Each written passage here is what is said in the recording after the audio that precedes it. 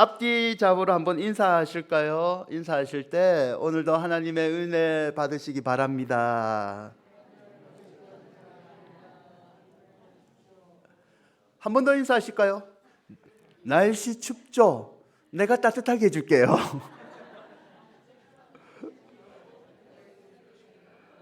어떻게 따뜻하게 해주시는 고민해 봅시다. 제가 울산에서 이제 사역을 했을 때 뭐 주일학교 그리고 교구 이렇게 사역을 했어요. 청년도 하고 그때 교구의 한 순모임, 구역의 모임을 인도하러 간 적이 있습니다. 울산의 우정동이라는 지역인데요. 옛 시가지가 있는 지역입니다. 지금은 많이 바뀌었어요.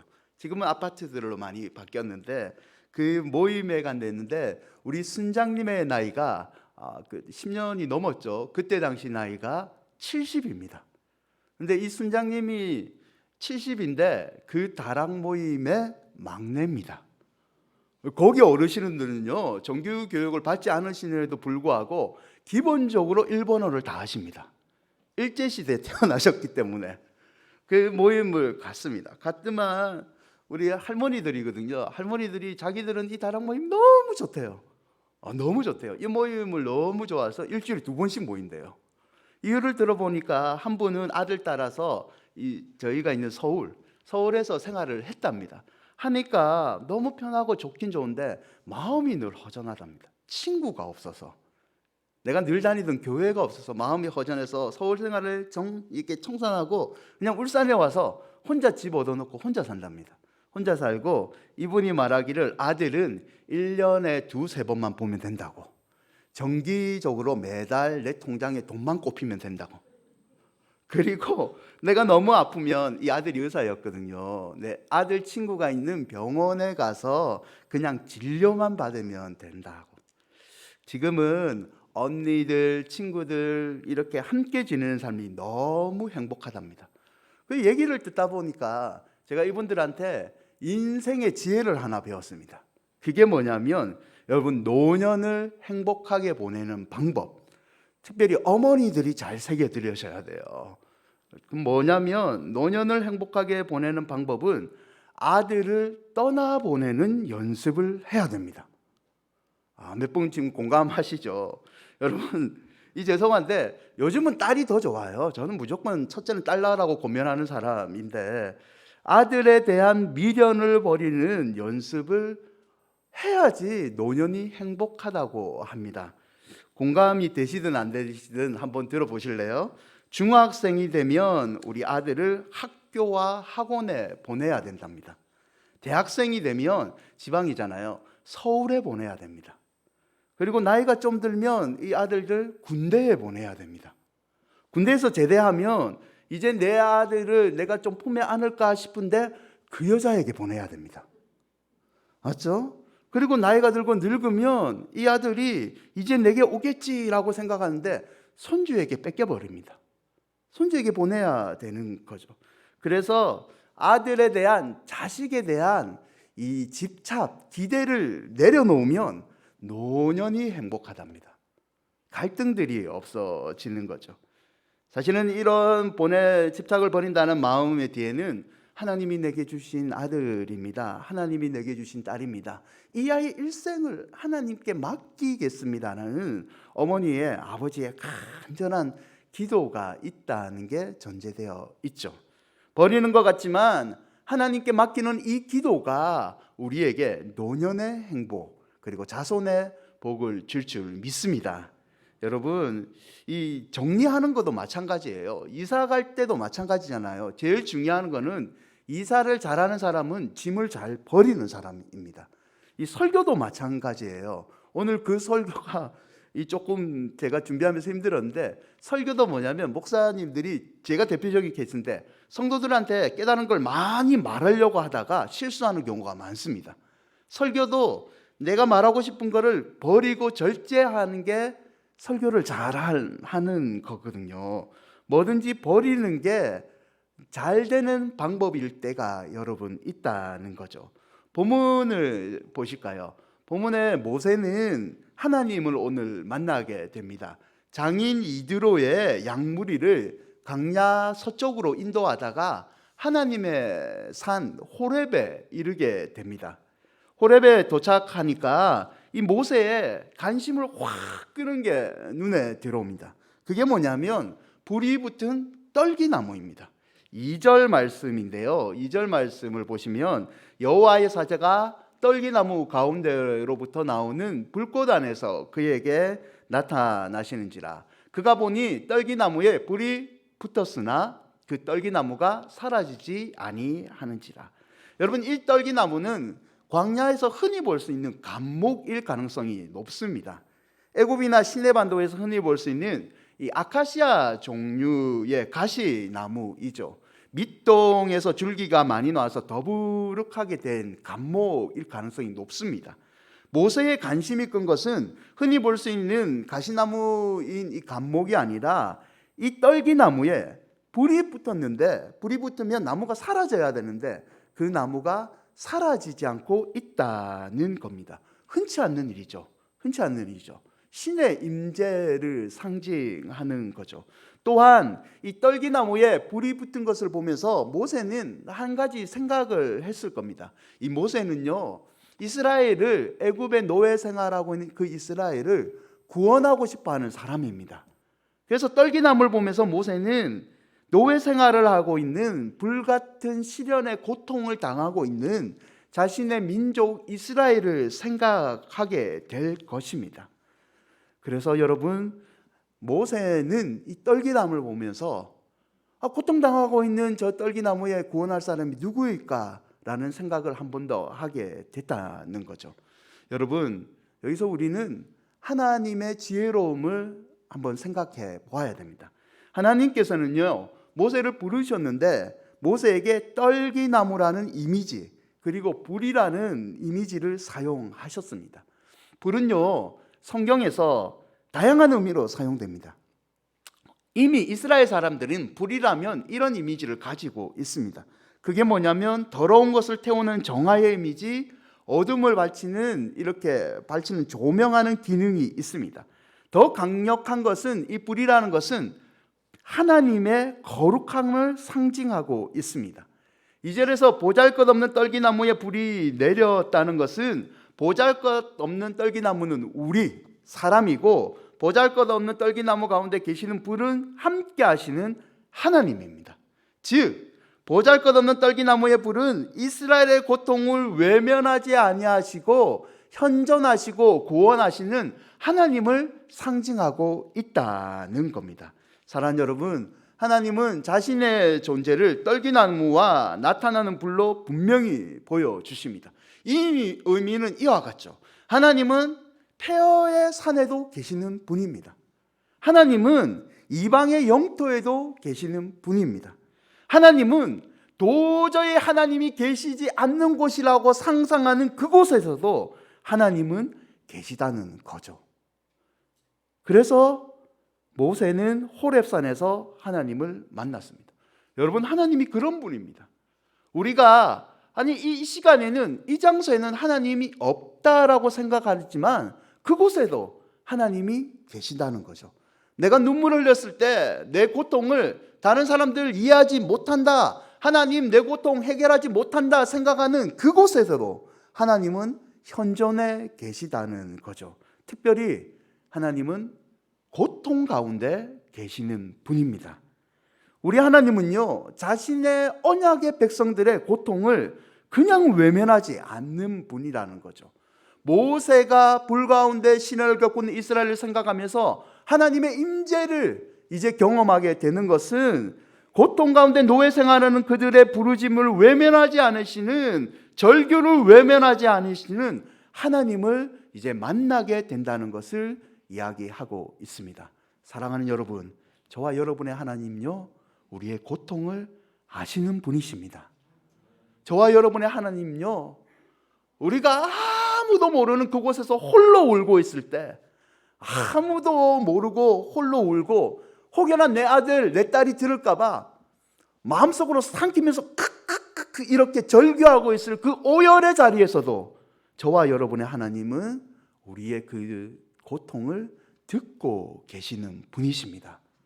그 하나님을 여러분 다시 한번 마음속에 새기십시오. 우리의 고통을 외면하지 아니하시고 우리가 상상할 수 없는 그곳에, 상상할 수 없는 시간에도 함께 하시는 하나님이 우리 큰은혜 교회를 지켜주시고 인도해 주실 줄 믿습니다. 여러분, 더 놀라운 것은 이 나무는 불에 태움을 당하거나 타지 않았다는 겁니다. 이것은요, 스스로 태움을 당하나 타지 않은 나무에 서 계신 하나님, 하나님의 신뢰성을 상징해 주고 있습니다. 세상의 모든 것이 다 없어지더라도, 불과 홍수로 모든 것이 사라지더라도 우리 하나님은 사라지지 아니하시고 홀로 영원하시고 홀로 견고하신 분이라는 것을 상징하고 있습니다. 하나님은 스스로 고통당하시기에 하나님이 충분히 우리의 신뢰의 대상이 될 수 있고, 하나님은 천지 만물을 지으신 창조주이시기 때문에 충분하게 우리의 고통을 해결할 수 있는 지존자이시라는 거죠. 사랑하는 여러분, 하나님은 절규하시는 하나님이십니다. 또한 하나님은 우리가 믿을 만한 친구이십니다. 또한 하나님은 우리가 믿을 만한 남편이고 아내이고 아버지이십니다. 호렙산에서 사라지지 아니하시고 불에 사라지지 하시는 우리 하나님은 모세뿐만 아니라 우리에게도 여전히 신뢰할 수 있는 분이라는 것을 여러분 기억하시기를 바랍니다. 하나님이 구원하시는데 누가 우리의 생명을 태울 수 있겠습니까? 천지지신 하나님이 우리 하나님이신데 누가 우리에게 위협을 가할 수 있습니까? 사단이라도 결국 우리를 건드릴 수 없습니다. 저와 여러분은 이 타지 아니하시고 홀로 계신 하나님을 신뢰한다면, 이 하나님을, 우리와 함께 있는 이 하나님을 믿기만 한다면 궁극적인 승리를 얻게 될 줄 믿습니다. 여러분, 고린도후서 4장 8절과 9절 말씀인데요, 사도 바울이 이렇게 고백합니다. 우리가 사방으로 우겨싸움을 당하여도 쌓이지 아니하며 답답한 일을 당하여도 낙심하지 아니하며 박해를 받아도 버림받지 아니하며 꺾꾸림을 당하여도 망하지 아니하고. 지금 우리의 상황과 비슷하지 않나요? 사방에 우겨싸임 당하고 답답한 일 우리 지금 당하고 있잖아요. 우리가 이렇게 낙심하지 않고 박해를 당하지 않는 것은 세상을 창조하시고 우리를 지켜주시는 하나님이 있기 때문입니다. 여러분, 우리와 함께 계시고 우리와 함께 절규하시고 상상할 수 없는 시간에, 상상할 수 없는 장소에 우리를 만나주시는 하나님의 은혜를 사모하시고 그 하나님의 은혜로 가장 멋진 길로 인도함 받으시기를 축원드립니다. 여러분, 본문에서 이제 모세는 호렙에서 떨기나무의 하나님을 알게 되고 하나님을 만나게 됩니다. 이 모세가 하나님을 만나는, 인격적으로 만나는 과정이 두 개가 있는데요, 그 첫 번째 단계는 하나님이 모세의 이름을 정확하게 부르시는 과정입니다. 4절 말씀입니다. 4절 말씀 보실까요? 여호와께서 그가 보려고 돌이켜 오는 것을 보신지라 하나님이 떨기나무 가운데서 그를 불러 이르시되 모세야 모세야 하시매 그가 이르되 내가 여기 있나이다. 여러분, 하나님께서는 모세가 떨기나무 가운데 오는 것을 보셨습니다. 그리고 모세를 부르시는데 성경에는 모세야 모세야 라고 이름을 정확하게 부르고 계십니다. 이름을 부른다는 것은 하나님께서 모세를 잘 알고 있다는 의미가 있습니다.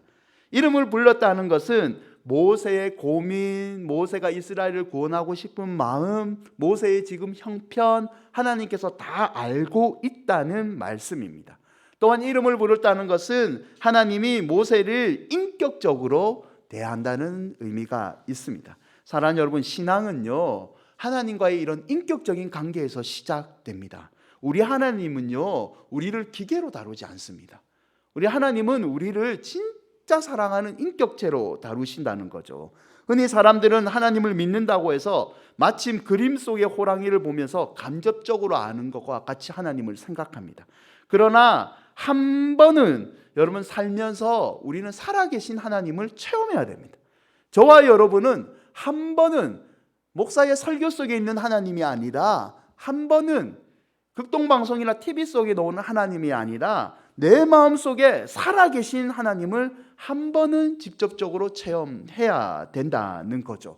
이런 체험을 하게 되면 그때는 더 이상 그림 속의 호랑이가 아니라 하나님께서 내 앞에 살아가시고 하나님께서 불꽃 같은 눈으로 나를 지키고 있다는 것을, 믿음의 확신을 우리가 가지게 되는 거죠.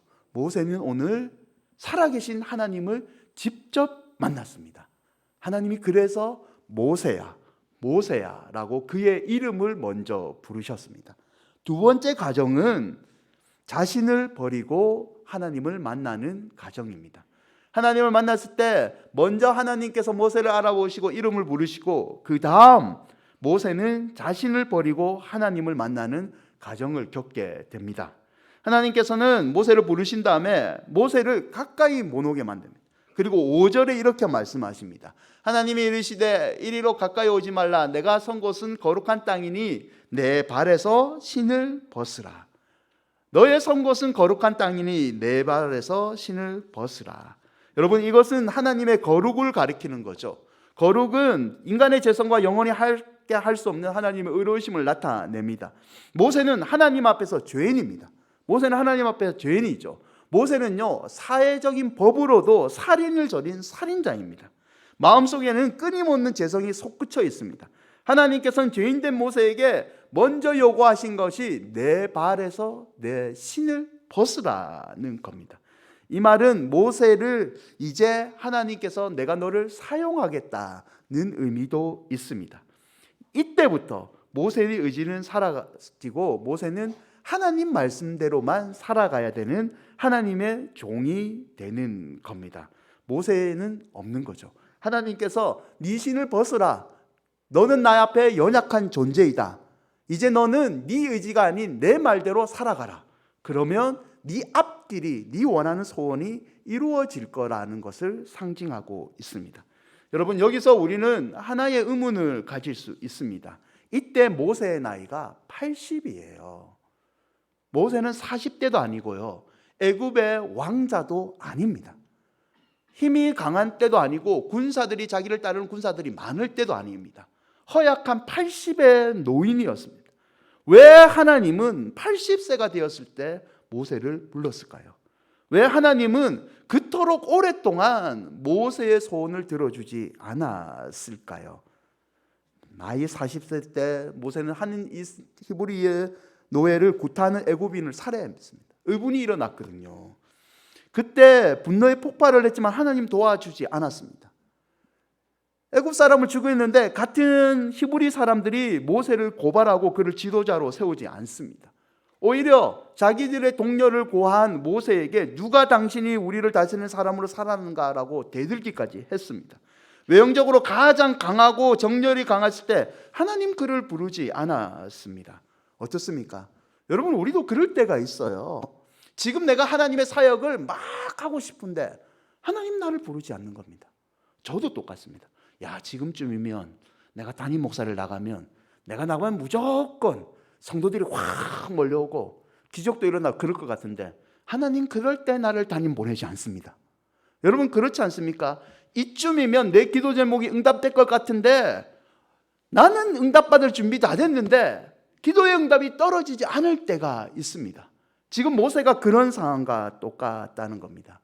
이런 의문에 관해서 사도 바울이 고린도전서 1장 26절과 29절에 하나님의 사역의 원리를 하나 설명해 줍니다. 고린도전서 1장 26절과 29절인데요. 형제들아, 너희를 부르심을 보라. 육체를 따라 지혜로운 자가 많지 아니하며 능한 자가 많지 않으며 문별 좋은 자가 많지 않도다. 그 다음 보시죠. 그러나 하나님께서 세상의 미련한 것들 택하사 지혜 있는 자를 부끄럽게 하려 하시고 세상의 약한 것들을 택하사 강한 것을 부끄럽게 하려 하시며 하나님께서 세상의 천한 것들과 멸시받은 것들과 없는 것들을 택하사 있는 것들을 폐하려 하시나니 이는 아무 육체도 하나님 앞에서 자랑하지 못하게 하려 하심이라. 이게 하나님의 원리인데요. 우리가 생각하기에 세상에 강한 사람들, 내가 육신으로 강할 때, 내가 뭐 세상에 학벌과 뭐가 좋을 때, 이때쯤이면 하나님의 일을 할 수 있을 거라고 생각하지만 하나님은 그런 원리가 아니라는 겁니다. 하나님께서는 세상에 미련한 것들, 세상에 약한 것들, 세상에 천한 것들 멸시받는 것, 세상의 관점에서는 그렇지만 하나님의 관점에서 온전했을 때 하나님은 사용하신다는 거죠. 모세도 마찬가지입니다. 그가 40세일 때 이스라엘을 구원할 수 있는 권력을 가졌지만 하나님은 사용하지 않습니다. 그를 따르는 무리들이 많지만 하나님은 그때의 모세를 사용하지 않습니다. 그때의 모세는 자기가 이스라엘을 구원할 수 있던 마음이 강했기 때문입니다. 80세가 되었을 때 모세는 이제 자기가 아무것도 할 수 없다는 것을 인정하는 나이가 됩니다. 권력도 다 사라지고요, 따르던 무리들도 다 사라집니다. 자기는 이제 아무것도 할 수 없다고 느낄 때 하나님은 찾아갑니다. 하나님이 이제 하신다는 것을 모세는 인정할 그때에 하나님이 이제 모세를 사용한다는 거죠. 여러분, 제가 좀 길게 얘기했는데요, 말하고 싶은 것은 이겁니다. 하나님의 계획과 실행에는 상당한 시간이 필요합니다. 하나님께서 우리를 사용하실 때는 상당한 기다림이 있다는 거죠. 그래서 여러분, 하나님의 기도의 응답이 더디 올지라도 포기하지 마십시오. 그것은 하나님께서 저와 여러분을 훈련시키는 과정이라는 것을 잊지 마십시오. 모세는 40세에 도망을 쳐서 40년 동안 미디안 광야에서 그냥 양떼만 돌보고 자기 가정만 돌보는 사소한 일을 했습니다. 이게 아무 의미도 없는 시간인 것 보이지만 하나님께서는 이 40년 동안 모세를 하나님의 사람으로 훈련시켰다는 거죠. 이 무료하고 이 무의미해 보이는 시간을 거친 이후에 하나님은 모세를 위대한 지도자로 만들어 주셨습니다. 사랑하는 여러분, 기도의 응답을 받고 싶습니까? 하나님께 쓰임을 받고 싶습니까? 그렇다면 하나님께서 여러분에게 요구하시는 이 버림과 기다림의 인내의 과정을 기꺼이 받아들이시기를 바랍니다. 저는 우리 큰은혜 교회가 하나님께 쓰임 받을 줄 믿습니다. 왜냐하면 우리는 이 인내와 버림과 기다림의 시간을 겪었기 때문입니다. 그 과정을 통해서 우리는 우리 교회를 인도하시는 분은 하나님밖에 없다는 것을 깨달았습니다. 그렇기 때문에 하나님께서 반드시 우리 큰은혜 교회 이제는 복으로 채워주실 줄 믿습니다. 사랑하는 여러분, 하나님은 여러분과 여러분의 자녀들을 반드시 사용해 주십니다. 복의 근원으로 만들어 주십니다. 그러나 형통한 자가 되기 위해서 이 버림과 기다림의 과정이 있다는 것을 잊지 마십시오. 이 버림과 기다림의 과정에 우리의 연약함을 하나님께 인정하십시오. 나의 연약함을 채우시는 하나님의 은혜를 여러분 체험하시기를 바랍니다. 내가 서 있는 곳은 거룩한 땅이니 내 발에서 신을 벗으라. 이 신을 벗으라는 하나님의 명령에 아멘으로 순종해 보십시오. 그러면 하나님이 그 벗은 신 위에 하늘의 옷으로 채워 주실 줄 믿습니다. 사랑하는 여러분, 모세의 이 버림의 과정을 통해서 하나님은 모세를 하나님 나라로 초청해 주셨습니다. 이제 모세는 이후에 사역을 할 때에 하나님의 능력을 체험하는 하나님의 사람이 됩니다. 그가 지팡이를 들 때에 지팡이가 뱀으로 변화가요, 홍해가 갈라지고요, 병이 고쳐지는 기적을 체험하게 됩니다. 이방 땅에서 낯선 나그네였던 모세는 이제 하나님의 나라의 초청과 한대를 받으면서 하나님의 역사를 경험하는 하나님의 사람이 되었던 겁니다. 똑같이 저와 여러분도 하나님께서 초청하고 계십니다. 하나님 나라의 축복을 함께 누리기를 원하십니다. 하나님께서는 저와 여러분을 기도 응답받는데 초청하고 계십니다. 찬양을 부를 때 눈물이 흘리고 마음이 시원케 열리는 임재로 초청하고 계십니다. 그 초청을 받기 위해서 우리는 벌이라는 이 과정을 반드시 통과해야 될 줄 믿습니다. 이 버림의 과정을 통과하심으로 하나님 초청에 그 한대에 기쁨을 누리시는 저와 여러분이 되시기를 바랍니다. 말씀을 맺겠습니다. 김현승이라는 시인이 있어요. 이분은 아버지가 목사인 기독교 가정에서 태어나셨고요. 성장한 그는 건강한 시를 많이 적습니다. 이분의 시의 특징은 고독이고 신앙인데요. 눈물, 창, 플라타나스, 가을의 기도, 절대 고독이라는 시가 유명해요. 그 중에 나무라는 시가 있습니다. 이 가을에 맞아서 제 모양과 얼굴과 전혀 어울리지 않지만 시 한 편을 한번 읊어보겠습니다. 하나님이 지으신 자연 가운데 우리 사람에게 가장 가까운 것은 나무이다. 그 모양이 우리를 꼭 닮았다. 참나무는 튼튼한 어른들과 같고 앵두나무의 키와 그 빨간 뺨은 소년들과 같다. 우리가 저녁녘에 들에 나아가 종소리를 들으며 긴 그림자를 들이면 나무들도 우리 옆에 서서 그 긴 그림자를 느린다. 우리가 때때로 멀고 팍팍한 길을 걸어가면 나무들도 그 먼 길을 말없이 따라오지만 우리와 같이 위로 머리를 두르는 것은 나무들도 언제부터인가 푸른 하늘을 사랑하기 때문일까? 가을이 되어 내가 팔을 벌려 나의 지난 날을 기도로 뉘우치면 나무들도 저들의 빈손과 팔을 벌려 차운 바람만 찬소리를 받는다. 여러분 어떤가요? 저는 이 시를 가끔씩 읽으면서요, 우리 모습이 생각납니다. 가을이 되면 우리가 해야 될 게 뭐가 있을까요? 이제 2달 남았습니다. 여러분 2달 동안 하나님 앞에 여러분 뭘 해야 될까요? 우리가 버리지 못한 죄를 회개하고 버리고 내년으로 넘어가야 됩니다. 이 2달 동안 여러분 이 시에 놓은 나무처럼 하나님께 2손을 벌리고 기도로 참해 보십시오. 그러면 우리가 든 이 2손 하나님이 회개를 받아주시고 우리 2손을 붙잡고 형통한 2021년으로 인도해 주실 줄 믿습니다. 여러분 오늘 설교 제목은 버릴까 하노라입니다. 이거는요 에덴 동산에서 뱀이 여자를 유혹했던 장면에서 제가 설교 제목을 가지고 온 건데요, 유혹에 빠졌을 때 여자가 이런 말을 해요. 창세기 3장 2절에서 3절에 여자가 뱀에게 말하되 동산나무의 열매를 우리가 먹을 수 있으나 동산 중앙에 있는 나무의 열매는 하나님 말씀에 너희는 먹지도 말고 만지지도 말라 너희가 죽을까 하노라 하셨느니라. 동산 중앙에 있는 나무의 열매는 하나님 말씀에 너희는 먹지도 말고 만지지도 말라 너희가 죽을까 하노라 하셨느니라. 하나님은요 동산 중앙에 있는 나무의 열매를 먹으면 반드시 죽는다고 했습니다. 반드시 죽는다고 했습니다. 근데 여자가 하와가 범죄를 했을 때 어떤 핑계를 대냐면 하나님께서 그 동산나무의 열매를 먹으면 반드시 죽는 게 아니고 죽을까 하노라고 말씀했다고 여자가 말을 바꾸죠. 여러분 우리도 그런 게 있다는 거예요.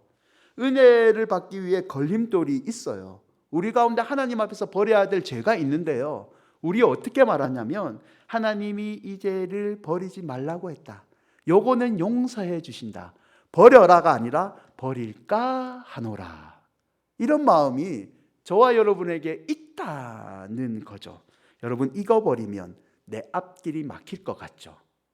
이거 버리면 내 억장이 무너질 것 같죠? 이것마저 내가 버리면 내 자존심이 무너질 것 같고 나는 사람들이 얘기하기를 불쌍한 사람이라고 그렇게 손가락질 당할 것 같죠? 그거 여러분이 생각하는 그거 하나님 앞에서 오래가 가기 전에 버리십시오. 그 죄 버리십시오. 버리면 하나님이 버린 그 자리에 여러분이 상상도 못한 은혜로 채워주실 줄 믿습니다. 여러분 적용하겠습니다. 첫째, 하나님 앞에서 내 자신을 버립시다. 모세는 버림과 기다림, 인내의 과목을 배웠습니다. 형통한 자가 되기 위해서 누구나 이 버림과 기다림의 과정을 수료해야 됩니다. 그 과정을 통해서 자신의 연약함을 깨닫고 나의 연약함을 채우시는 하나님의 은혜를 체험하게 될 줄 믿습니다. 둘째는 하나님의 초청과 한대를 여러분 경험하십시오. 마태복음 11장 28절인데요. 마태복음 11장 28절 우리 함께 읽겠습니다. 수고하고 무거운 짐진 자들아 다 내게로 오라 내가 너희를 쉬게 하리라. 여러분 간절히 한 주 동안 기도해 보시죠. 하나님 나를 초청해 주십시오. 나를 함대해 주십시오. 나의 무거운 짐을 하나님께 맡깁니다. 이런 기도를 드리면 하나님께서 여러분에게 세상이 알 수 없는 쉼의 은혜를 주실 줄 믿습니다. 여러분 이런 의미에서 추수감사절은 대단히 우리에게 좋은 기회입니다. 추수감사주일날 여러분 한 주 동안 올해 2000년도를 인도하신 하나님께 감사의 기도 제목을 생각해 보십시오. 그리고 그 감사의 기도 제목을 하나님께 표현하십시오. 입술로 표현하시고 물질로 표현하시고 기도의 제목으로 여러분 표현해 보십시오. 감사를 표현하면 하나님께서 만배의 축복으로 더 갚아주십니다. 저는 이거 기복주의라고 생각하지 않습니다. 하나님께 입을 열고 선포하면 그대로 하나님이 믿어주실 줄 믿습니다. 아무쪼록 팔을 벌려 기도로 지난해를 뉘우치며 하나님 도움으로 살아가는 나무처럼 하나님이 싫어하는 것을 버리시고요, 두 손 들어 하나님의 은혜로 체험을 받는 우리 큰은혜 교회 성도들이 되시기를 주님의 이름으로 축원드립니다. 우리 찬양하실까요?